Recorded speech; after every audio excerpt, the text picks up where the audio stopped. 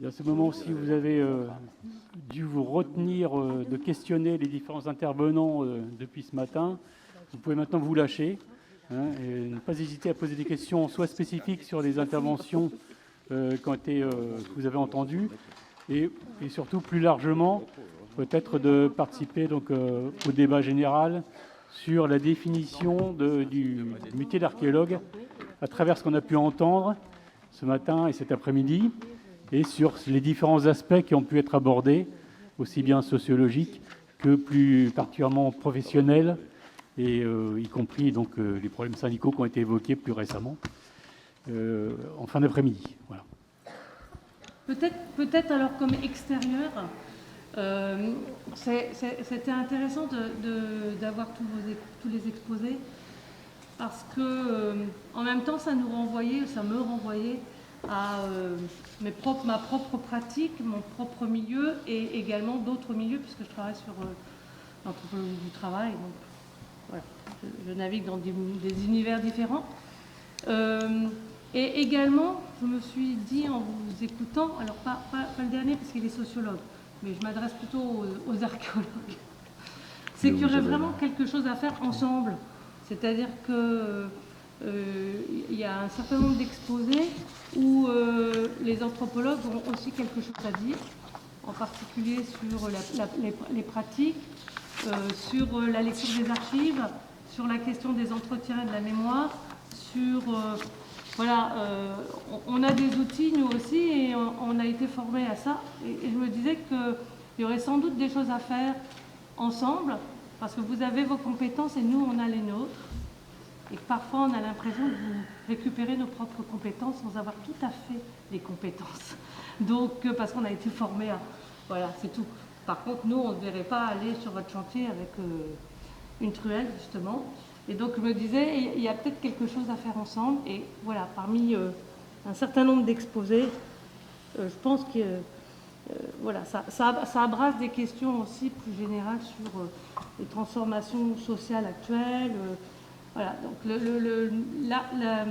comment dire, parce que c'est quand même un tableau qu'on a eu aujourd'hui hein, de ce qui se passe dans votre univers d'archéologue, mais ça répond tellement à ce qui se passe aussi ailleurs que voilà, c'est là aussi où on peut tisser des choses sur nos méthodologies, nos questionnements, et donc voilà, c'était un peu pour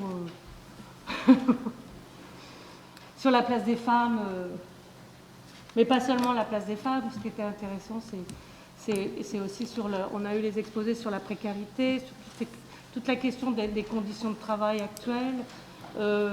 Finalement, j'ai été assez étonnée de ne pas avoir non plus tant d'éléments que ça. Ça demanderait peut-être une autre journée sur les pratiques même, quand on est extérieur, sur comment on pratique l'archéologie. C'est-à-dire qu'on a vu à partir des photos le rapport au corps, etc. Mais finalement, c'est quoi pratiquer l'archéologie? Qu'est-ce qu'on fait? Qu'est-ce que vous fabriquez, quoi? C'est quoi vos savoir-faire? J'ai eu des informations par les biais des photos. Je m'intéresse beaucoup à l'articulation travail et hors travail. Donc, j'ai vu qu'il y avait des pauses, que vous faisiez la fête, que vous vous déguisiez parfois, etc. Mais ça, c'est pas nouveau et ça se trouve dans plein milieu. Et donc, finalement, qu'est-ce qui est propre à votre groupe professionnel, puisque certains emploient cette catégorie pour vous identifier, pour marquer une appartenance commune, ou voilà. Et donc, en fait, qu'est-ce qui fait la différence entre vous et d'autres? Sachant qu'il y a visiblement une pluralité de pratiques. Donc, qu'est-ce qui va faire que vous pouvez vous reconnaître tous ensemble et aller lutter tous ensemble? Et qu'est-ce qui va faire que vous avez aussi des différences? Et c'est peut-être ça qui est intéressant, justement, d'avoir tout ça, à la fois des points communs et à la fois des différences. Donc, mais aussi, voilà, j'étais assez marquée. Finalement, je me dis, mais moi qui ne suis pas archéologue, c'est quoi de faire de l'archéologie? C'est-à-dire, dans la pratique elle-même. J'ai pas eu d'éléments tant que ça sur... finalement, le colloque, c'était, enfin, la journée, la question de la journée, c'était une archéologue, une profession. Mais une profession, c'est aussi quelque chose qui se pratique. Et on a eu les conséquences de la pratique, sur les problèmes du corps, sur la problème de la hiérarchie, de l'organisation, mais on a peu d'éléments, finalement, sur comment vous pratiquez. Et ça, c'est peut-être une ouverture pour une autre fois. Mais peut-être que ça ne vous intéresse pas. C'est peut-être parce que c'est moi en tant qu'extérieur, puisque vous avez le nez dedans, et donc finalement vous n'allez pas réussir à parler de quelque chose pour lequel vous n'avez pas la distance finalement, critique d'une certaine manière, alors que moi qui suis extérieur, si je vous vois travailler, je vais vous dire tiens, il fait ça, il prend ça. Sur la question du langage par exemple, je me suis dit mais finalement c'est quoi le langage des archéologues? Est-ce qu'ils ont un langage entre eux? Qu'est-ce qui se passe sur les chantiers? Voilà, mais ça, c'est l'anthropologue, quoi. Je crois qu'il y a quelqu'un... Juste un petit ajout. C'est la question, mais malheureusement, je pense qu'elles sont parties, Diane et Isabelle. C'est la question qui était posée par votre enquête, quelque part. Et j'avais noté, la recherche n'est pas un critère déterminant, pour se dire archéologue, ni le diplôme, ni la pratique de terrain. Donc ça dessinait un corps très hétérogène. Et ça rejoint ce que disaient Séverine et Pierre il y a peu de temps maintenant, mais j'arrête. Alors, moi, je n'intervenais pas pour ça, mais je vais répondre quand même. Je pense qu'en fait, on n'a pas tellement parlé de l'archéologie, parce que je crois que le sujet, c'était l'archéologue. Et je crois que c'est aussi la raison pour laquelle il y avait beaucoup de monde. Et que Alain le disait ce matin, il y a eu une réponse positive un peu. Ils ont été submergés par les réactions et par les propositions de communication, parce qu'en fait, c'est quand même une des rares fois où on nous parle de l'archéologue et pas de l'archéologie. Je pense que c'est à peu près unique.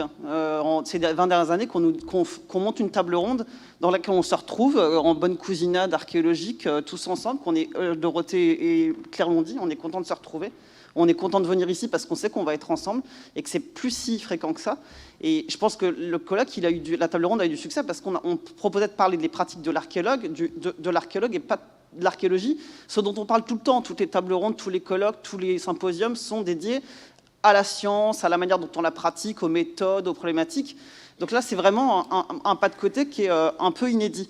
Et moi, j'ai pris la parole pour ça, je voulais remercier Claire et Dorothée pour la communication que j'ai trouvée très émouvante, parce qu'évidemment, vous parlez d'abord d'une période qui est la mienne, médiévale moderne, vous parlez d'une communauté qui est la mienne, c'est l'Île-de-France, vous parlez de grands personnages tutélaires comme Pierre-Jean, vous en avez parlé de manière sensible et très émouvante. D'ailleurs, la communication des collègues après, Nathalie, d'Émilie, était aussi du même acabit, c'est-à-dire qu'en fait, les témoignages de l'archéologue, des archéologues, ils ne sont pas si fréquents, on s'est souvent interdit ces témoignages-là, on a très peu de données sur ces questions-là. Alors, que ce soit le rassemblement des photos, mais aussi les témoignages oraux, témoignages écrits, c'est-à-dire qu'on n'est pas une communauté qui dit beaucoup ce qu'elle fait. On est une communauté assez pudique, en fait. On ne se regarde pas le nombril, et si on se regarde, on n'ose pas poser les choses, on ne va pas les dire, les mots, on ne va pas les dire, les impressions.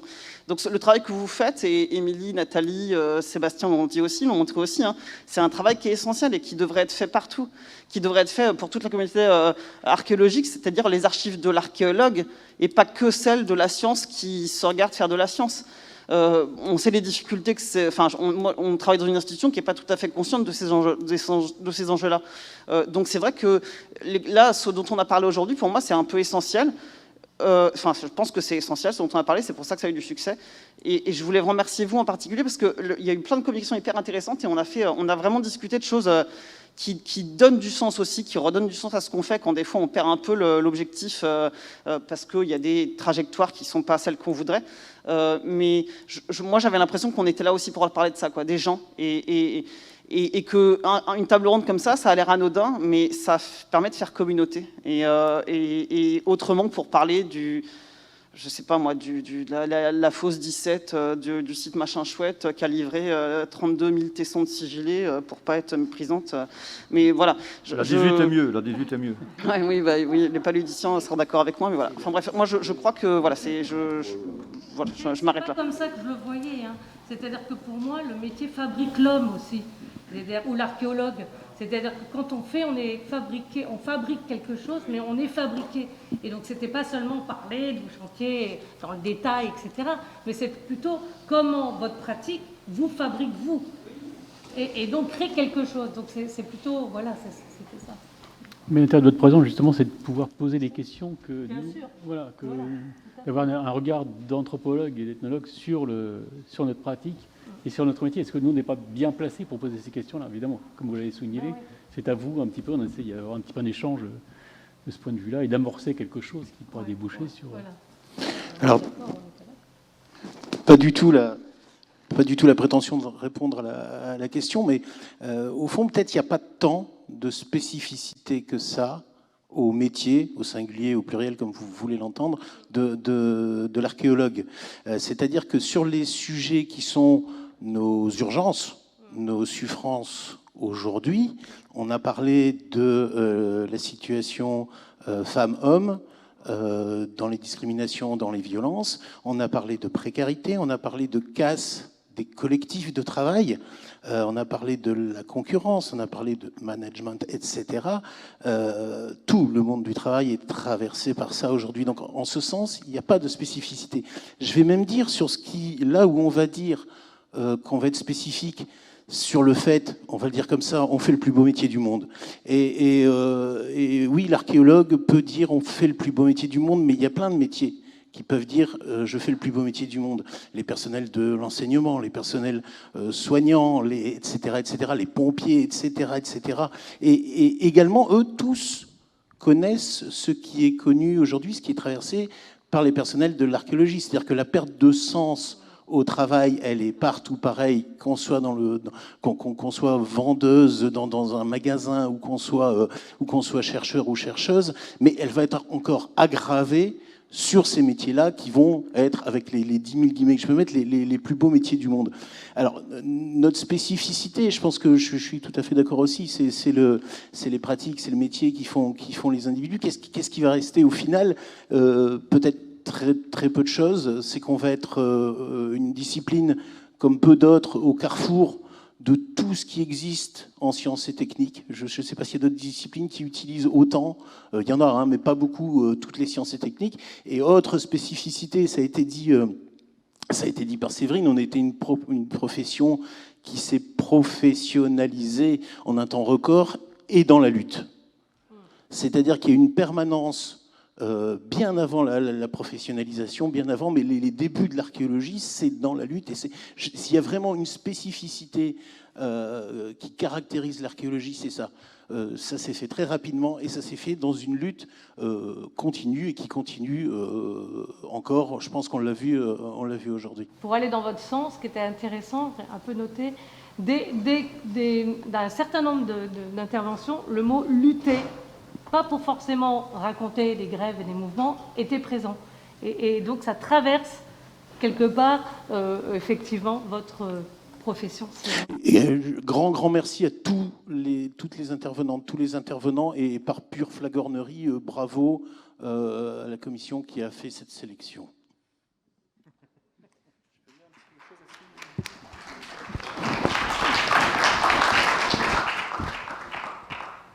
Moi, juste dans les différentes interventions, il y a effectivement cette spécificité d'un métier qui s'est construit rapidement et récemment, en fait, hein, puisque finalement, alors, on a beaucoup parlé de l'archéologie préventive, et l'archéologie préventive, elle a 40 ans dans sa constitution en tant que collectif de travail.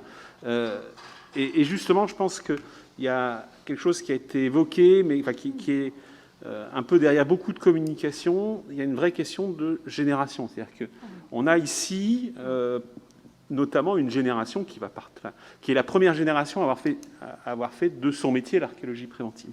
Alors ça n'a pas été dit comme ça, mais on parle beaucoup de transmission, de départ en retraite. On parle beaucoup. Alors on a parlé du chantier fondateur aussi, dans le mythe qu'il représente, et des chantiers fondateurs, puisque l'Alcazar en est un autre. Mais voilà, je pense si on se retrouve là aujourd'hui, c'est aussi peut-être pour ça, c'est que on arrive au bout d'une génération qui en a fait son métier, et qui regarde ce qu'elle a fait sur ces 40 dernières années, quoi. Oui, Alors, ce que je voulais dire rejoint en partie ce que disait Olivier sur cette histoire justement de génération. Parce qu'il y a une des questions qui se pose à l'issue effectivement de 30 ans d'archéologie, question à laquelle, alors je n'ai pas écouté évidemment toutes les contributions, mais question à laquelle je ne sais pas quels éléments de réponse on a à l'issue de cette journée. En tout cas, nous, on voulait apporter justement quelques éléments de réponse au travers de cette question de la soutenabilité des carrières en archéologie. Puisque ça, nous, on peut en parler, puisqu'on travaille avec des gens qui font de l'archéologie depuis 30 ans et on voit quels sont les effets justement de l'exercice de la profession sur leurs organismes, etc., etc. Ce qu'on peut dire de manière très schématique, c'est qu'il est possible de mener des carrières en archéologie aujourd'hui et d'aller jusqu'à la retraite pour un certain nombre de collègues. Il y a un certain nombre de collègues pour qui ça n'est d'ores et déjà plus possible.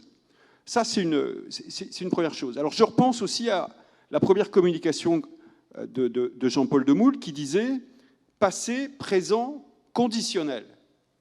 Alors, entre parenthèses, ça, c'est quand même une sacrée punchline, hein, je le dis en toute flagornerie, comme dirait mon camarade, mais voilà, c'est quoi aussi la question, c'est quoi aussi le futur de cette discipline ?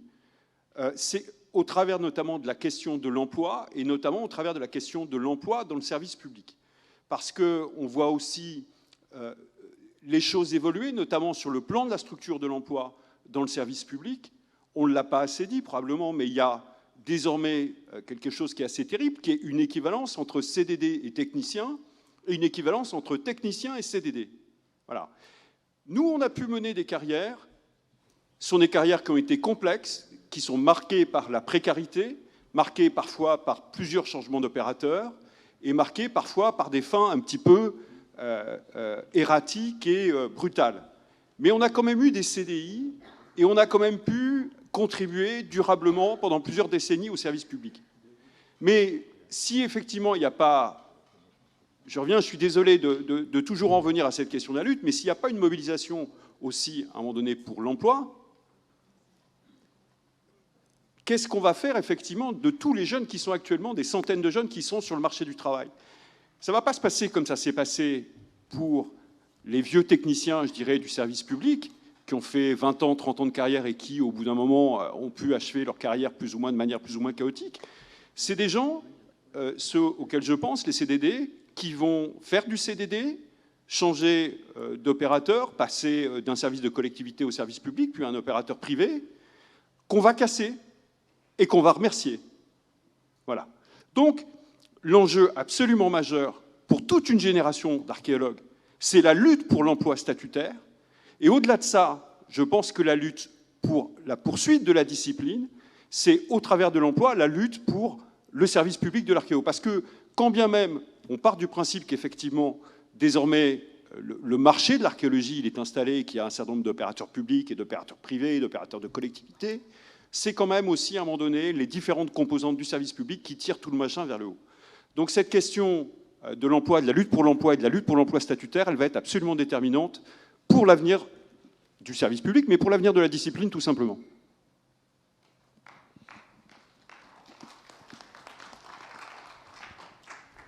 Je dirais, si je veux prendre la parole aussi, je dirais que c'est aussi une lutte pour la transmission dans d'autres métiers. Parce que c'est vrai pour l'archéologie préventive, mais c'est vrai aussi pour dans les autres services, à l'université ou même au CNRS. On l'a bien vu dans les tableaux qui nous ont été montrés, il y a vraiment une rupture de génération et il y a eu un manque de tuilage à un moment donné qui fait que même entre les plus vieux qui vont partir et les plus jeunes, il manque cette génération qui aurait pu apprendre des plus vieux et être encore en état d'instruire les plus jeunes. Ça on l'a quasiment plus. Et puis, on parlait des techniques numériques, par exemple, mais on a perdu aussi tout ce qui se faisait avant, qui était le b.a.-ba de l'archéologie, par exemple, et les jeunes ne connaissent plus ces techniques. Donc, ça veut dire qu'ils sont en grande précarité aussi vis-à-vis des outils, parce que si on ne les a plus, ces outils numériques, pour des questions de moyens ou n'importe, on n'a plus non plus les outils qui étaient les outils du b.a.-ba, quoi, en fait, qu'on a appellerait aussi le Castor Junior, quoi, en fait, pour se débrouiller sur un chantier. Donc c'est pas que la dernière chaîne qui est en train de se casser, c'est vraiment pour moi toute l'histoire de l'archéologie, enfin, et des pratiques archéologiques, quoi, qui s'enchaînent. Enfin, qui s'enchaînent plus, quoi. Toute la chaîne opératoire. Je vois même pour les jeunes étudiants actuellement, nous, enfin, étant préhistorienne, évidemment, je suis puis technicienne en plus, ou technologue, mais le principe même de la chaîne opératoire, il n'est plus assimilé. Et donc ça, c'est un problème, je crois, à la fois sur le terrain et à la fois aussi dans les études des mobiliers, enfin, des pratiques. Donc, moi, je voulais simplement rebondir sur un élément qui avait été dit cet après-midi par rapport à la convergence entre le travail de l'archiviste et le travail de l'archéologue, et notamment entre les liens entre historiens et archéologues. Bon, il y a des relations tendues, justement, parfois entre les deux professions, mais souvent, plusieurs d'entre nous, je le suis moi-même, et par exemple d'autres personnes dont les organismes comme Thomas, par exemple, le sont à la fois historiens et archéologues et sont des hybrides en quelque sorte. Et il y a une place également, il y a un travail conjoint vraiment pour faire dialoguer aussi les historiens et les archéologues, notamment, je pense, pour ce qui est d'intégrer la partie historique du travail dans les études documentaires, avec des archéologues qui sont formés, certains à ça, mais justement qui ont suivi d'abord une licence d'histoire ou autre. Et puis aussi au niveau justement de comment on va travailler avec les historiens pour écrire cette histoire de l'archéologie, pour écrire l'histoire des archéologues. Donc voilà, du point de vue théorique et puis du point de vue pratique. Je discutais il y a 2 jours avec l'archiviste municipal de Valenciennes qui disait justement, moi je serais très heureux, on rattache actuellement à la bibliothèque et il discutait avec l'archiviste de Douai de ça.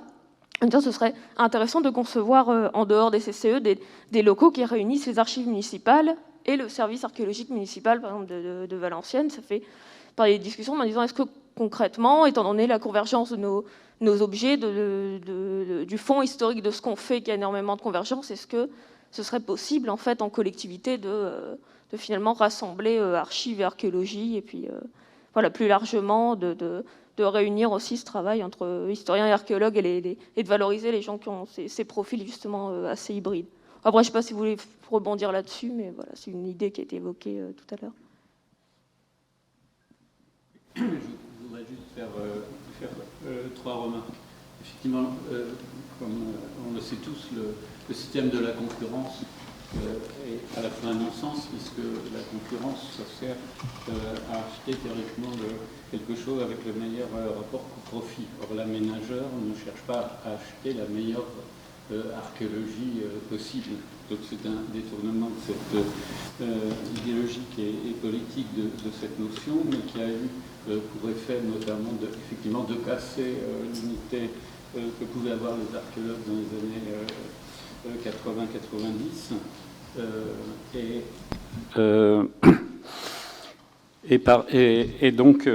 Et par ailleurs, qui a été institué de manière complètement artificielle, puisque c'est en limitant, du fait de Bercy, le nombre d'archéologues de l'INRAP qu'on a pu susciter et faire monter les entreprises privées et, comme je le rappelais, les sauver éventuellement quand elles allaient dans le mur en cassant les prix.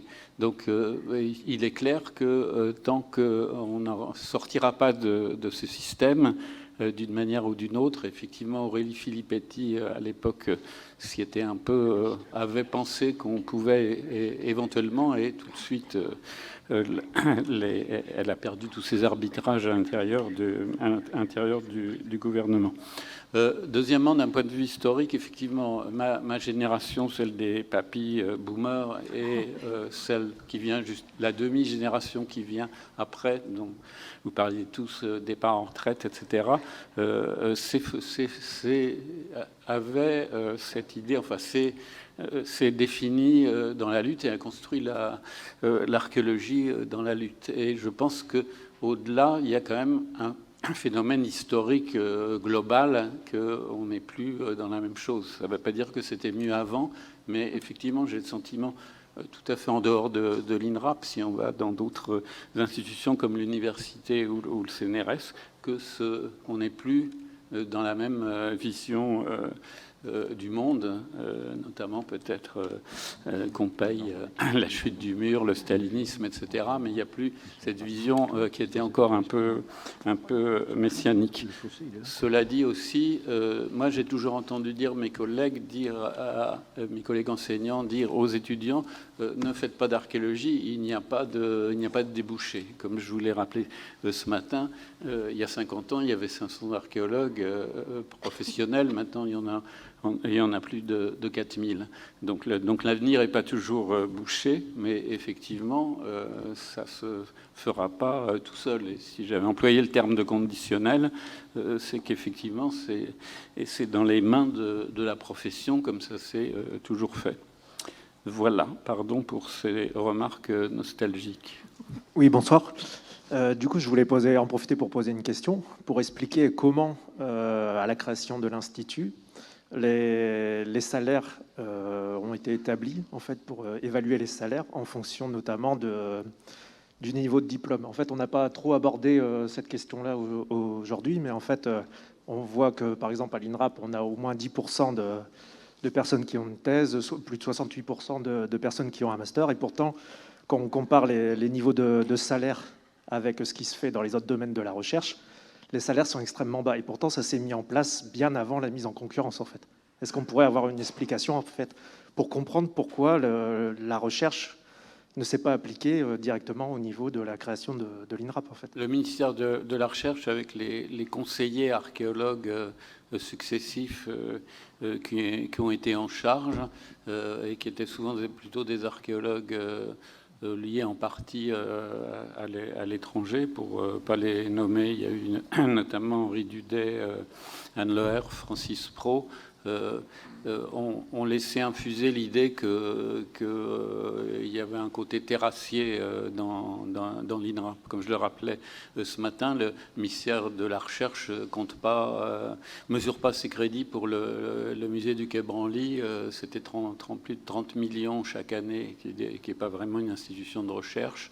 À la Villette, c'était au moins 120 millions d'euros donnés chaque année, qui est plus une institution culturelle. Donc il y a eu une volonté contre laquelle il n'y a jamais eu d'arbitrage plus haut, de considérer que l'archéologie préventive, c'était pas quelque chose, c'était pas vraiment complètement de la recherche, qu'il y avait qu'à donner tout ça au CNRS, etc. Donc il y a eu cette dévalorisation-là. Deuxièmement, effectivement, il y a eu un serrage de vis permanent de Bercy, avec des années même où Bercy votait contre le budget de l'INRAP. Et là, je pense qu'il y a plusieurs facteurs, mais il y a quand même le fait que l'archéologie métropolitaine, c'est quand même pas complètement de la vraie archéologie. Donc il y a une espèce de mépris dans l'idéologie consciente ou inconsciente qui a fait que c'était pas quelque chose de valorisé. De même qu'aucun grand, comme je le rappelais aussi, aucun des grands travaux présidentiels qui étaient jadis une institution incontournable n'a pensé même à valoriser un grand musée d'archéologie nationale. Donc je pense qu'il y a tout ça. Après, effectivement, moi je ne réponds que jusqu'en 2008, mois de février, d'une part. D'autre part, c'est l'ensemble de ces facteurs et que l'INRAP a été sans arrêt pris en tenaille et jamais complètement valorisé. Même les premières années se sont faites contre le ministère de la Culture qui voyait perdre une espèce de pouvoir imaginaire. Donc, par exemple, les premiers colloques annuels de l'INRAP se sont faits contre le ministère de la Culture qui ne voulait même pas que ça existe. Voilà, c'est l'ensemble de tous ces faits d'une structure, enfin d'une institution qui n'est pas complètement ni aimée, ni reconnue, etc., par les institutions, par les tutelles, ce qui n'est pas le cas du tout du public, puisque l'archéologie n'a jamais été aussi populaire en même temps dans le grand public. Si je peux me permettre de rajouter une petite couche sur deux sujets. Le premier, c'est le ministère de la Culture, et le second, c'est la Cour des comptes, qui a été évoqué ce matin. Dans la construction de l'archéologie préventive, dont l'INRAP était un des acteurs importants, dans les années 2000, je me rappelle qu'un outil INRAP que vous connaissez évidemment tous, qui s'appelle DOLIA, le jour de sa présentation au conseil d'administration, le représentant du ministère de la Culture et du ministère de la Recherche avait voté contre, considérant que ça n'avait rien à foutre à l'INRAP. Je ne sais pas si vous vous rappelez ça, Jean-Paul. Vous en rappelez? Oui, très bien. Deuxièmement, la Cour des comptes, pour notre malheur, on a été auditionné par la Cour des comptes plusieurs fois. Jean-Paul Demoule en a parlé ce matin sur le chiffre de 10%, qui était le pourcentage retenu par la Cour des comptes de chercheurs à l'INRAP. Nous avions fait tout un travail préparatoire sur ces auditions pour montrer que non seulement ce chiffre était un peu plus élevé, et que surtout c'est un chiffre qui ne prenait pas en compte, par comparaison, c'est ce que vous avez dit tout à l'heure, Jean-Paul, le fait que sur des chantiers de fouilles du CNRS ou de l'université à l'étranger, il y avait 3 chercheurs pour 2 chaouches, pardon, pour ceux qui ont fouillé en Égypte, qui voient ce que je veux dire, et pour 40 ou 50 ou 70 ouvriers. Mais ça comptait pas, ça comptait pas. Et donc, nous étions relégués, et certains universitaires, pardonnez-moi, Jean-Paul, moi je l'ai entendu dans des évaluations EHESS, certains universitaires n'hésitaient pas à dire, de toute façon, l'INRAP, c'est une boîte de techniciens, la science, c'est nous. Et vous fournissez de la donnée, quoi. Et la construction du métier d'archéologue, par rapport à ce que vous avez dit, puis j'arrêterai là, c'est aussi construite, non pas forcément toujours en opposition par rapport à du politique, mais aussi en opposition par rapport à une structure que je ne qualifierais pas de technocratique, parce que je ne sais plus ce que ça veut dire, mais qui ne voulait pas forcément voir ce développement-là se professionnaliser. C'est mon avis, en tout cas. En étant fier de faire son métier passion, et beaucoup d'entre nous pensions que c'était un sacerdoce plus qu'un travail. Et de fil en aiguille, nous avons manifesté, nous avons lutté pour sauver la discipline, nous avons lutté pour faire de l'emploi, et nous n'avons pas souvent lutté pour faire du salaire. Et c'est ce que je pensais quand on parlait de le plus beau métier du monde. Ben, le plus beau métier du monde, il a aussi ses paradoxes. C'est-à-dire qu'on peut... voilà, et c'est pas seulement pour les archéologues. Il y a aussi cette attirance qui fait que... Voilà, mais en même temps, ben, il y a aussi toutes ces difficultés qu'on a évoquées aujourd'hui. Le plus beau métier du monde a aussi ses difficultés. Il y a encore 2 questions et après on sera obligé de terminer là. Parce que... Oui, je me permets juste une petite réflexion également. Donc, Christophe Ormanceau, donc je travaille dans un service d'agglomération. Donc, je vais revenir sur 2-3 points. Effectivement, nous, en tout cas, mon ressenti, moi, c'est qu'on a plutôt du mal à récupérer justement des profils dits anciens, c'est-à-dire des profils polyvalents. L'hyper-spécialisation a fait que les jeunes qui sortent de la fac sont complètement dans cette logique-là. Et en fait, il faut les déformer quelque part pour repartir sur d'autres bases. Et l'autre réflexion, c'est que j'ai l'impression que là, on a parlé de l'archéologie, effectivement, des énergies fossiles. Ma collectivité a voté la non-artificialisation des sols, enfin l'arrêt de l'artificialisation des sols. Donc il y a un petit mouvement contradictoire, puisqu'effectivement, là, le plan de relance fait qu'on bétonne un petit peu partout. Mais est-ce que l'archéologie dont on parle, elle n'est pas un nouveau cycle? Et l'archéologie préventive, avec énormément, effectivement, d'aménagements partout en France, on va parvenir effectivement à une archéologie un petit peu plus entre soi, qui sentira bon effectivement la naphtaline. Non, c'était juste effectivement pour ajouter sur un des aspects dont on n'a pas, qu'on n'a pas forcément abordé, mais qui transparaît, je pense, dans la présentation de Diane et de Isabelle par rapport à l'évolution du métier d'archéologue.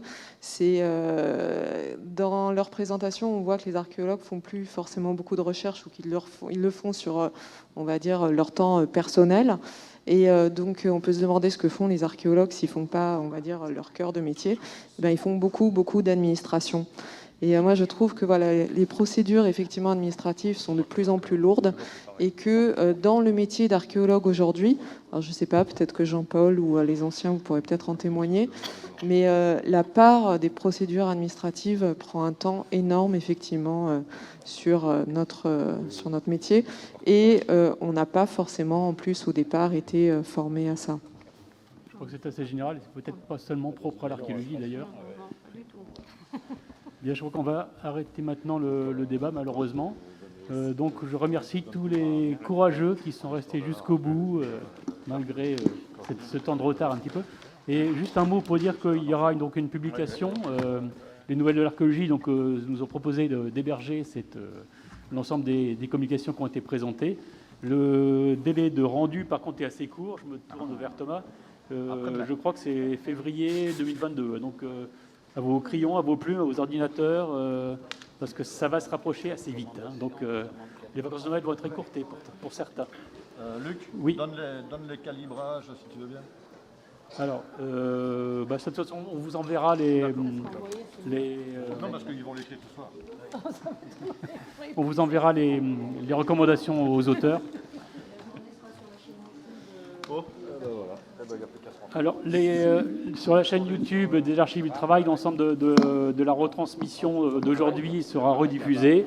Je pense qu'il y aura peut-être aussi d'autres canaux sur Nordoc, Archéo. Donc il y a plusieurs moyens de revoir, pour ceux qui n'ont pas pu assister à tout, de revoir cet ensemble l'ensemble des communications. Voilà. Merci encore aux Archives nationales du monde du travail. Leur accueil.